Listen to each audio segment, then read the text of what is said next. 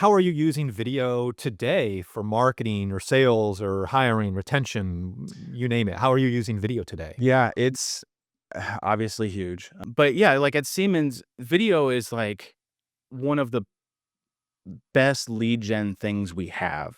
So it's one of the best tools in our tool belt, to say it better. And so consistently, we are still seeing that like webinars are a key component of getting quality leads that end up to being like qualified and get into the sales pipeline. And so, um, when I was working on the small and medium business team, I kind of took it upon myself to really drive webinars, to create net new webinars, but also reformatting webinars. And so, as a derivative team member, like we did a lot of slicing and dicing of video content. But it kind of goes beyond that. So, with the vast audiences that we have at Siemens, we weren't just slicing video for the sake of creating cool clips. It's like, okay, how can we use the content in this hour-long webinar that we have recorded? How can we use this to address different industries? Like, how can we, like, create new intros? How can we pair it with content that's gonna, address needs that are outside the scope of the original webinar?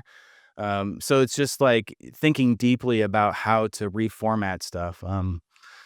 So That's I love that you said a couple things I wanna, pick out, and maybe you're doing this differently, but, we've done it in the past. Well, you mentioned our different industries, right? So you we've done video content before where, let's say maybe 80% of the content was the same, but we'd change out the 20%, maybe yeah. 10 at the beginning, 10 at the end, customize the industry, the examples, Mhm. all that.